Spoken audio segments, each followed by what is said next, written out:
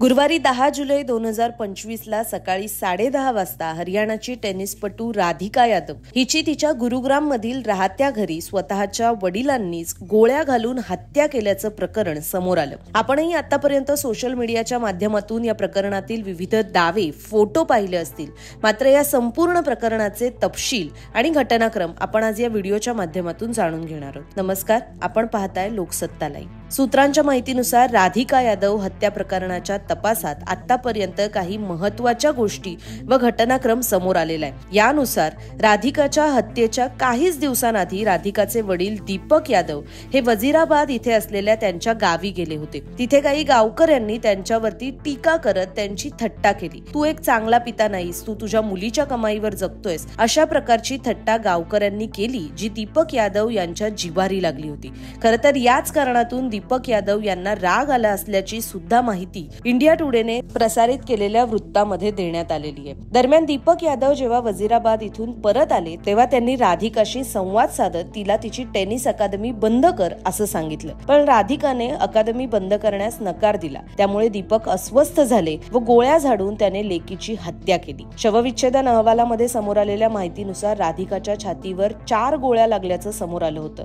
या घटनेच्या वेळी राधिकाची आई म्हणजेच मंजू यादव या देखील घरातच उपस्थित होत्या. मात्र आपल्या पतीने एकाएकी एवढं कठोर पाऊल का उचललं हे आपल्यालाही माहित नसल्याचं तिने पोलिसांच्या चौकशीत सांगितले. हत्येच्या आधी 3 ते 4 दिवस दीपक यादव लेक राधिका बरोबर कुठल्याही प्रकारे बोलले नव्हते. या काळात त्यांनी स्वतः सुद्धा जीव देण्याचा विचार केला होता, अशी माहिती समोर आल्याचं सूत्रांनी सांगितले. दरम्यान ही राधिका यादव होती कोण हेही आपण पाहूया. 23 मार्च 2000 साली जन्मलेली राधिका ही एक प्रतिभावान टेनिसपटू होती आणि तिची इंटरनॅशनल टेनिस फेडरेशन मध्ये दुहेरी टेनिस खेळाडू म्हणून 113वी रँक होती. ITF डबल्स मध्ये देखील टॉप 200 खेळाडूंमध्ये तिचा क्रमांक होता. महिला दुहेरी प्रकारात ती हरियाणात 5व्या स्थानावर होती असंही समोर येते. राधिका यादव ही तिच्या बरोबरीच्या खेळाडूंपैकी टॉप प्लेयर म्हणून उदयास येत होती असं बिझनेस स्टँडर्डने प्रसारित केलेल्या एका वृत्तात म्हटलंय. याचबरोबर Radhika Yadav social media platform Instagram साठी रील्स सुद्धा बनवत होती. दुर्दैवाने हेच राधिकाच्या हत्येचं कारण बनलं असण्याची शक्यता आहे. राधिकाचे माजी प्रशिक्षक मनोज भारद्वाज यांनी या प्रकाराबद्दल शोक व्यक्त केलाय आणि हे मोठं नुकसान असल्याचं सुद्धा त्यांनी म्हटलंय. मनोज भारद्वाज यांनी म्हटल्याप्रमाणे राधिका ही अत्यंत हुशार आणि होतकरू खेळाडू होती.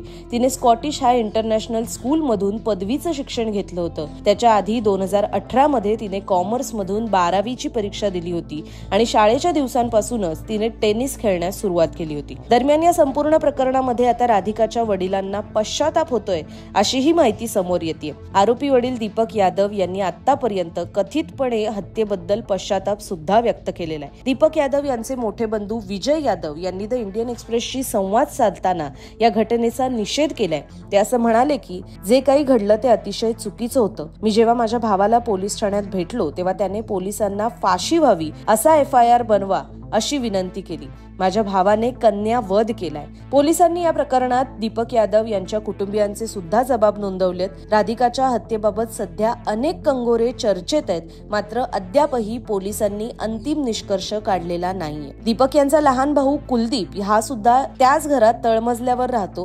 गोळ्यांचा आवाज ऐकून जेव्हा कुलदीप वरच्या मजल्यावर धावत गेला तेव्हा राधिका रक्ताच्या थारोळ्यात पडली होती असं कुलदीप यांनी पोलीस चौकशीमध्ये सांगितले. दरम्यान मागील काही दिवसांपासून राधिकाची हत्या ही प्रेमसंबंधांमुळे झाली असावी असा सुद्धा दावा चर्चेत होता.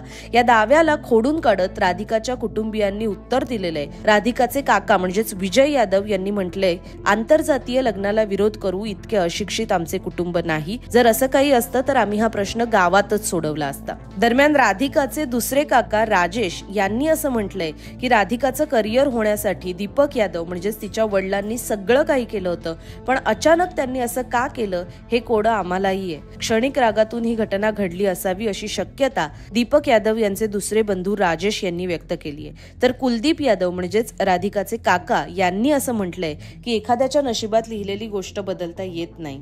ही घटना झाल्यानंतर दीपक यादव रडत होता.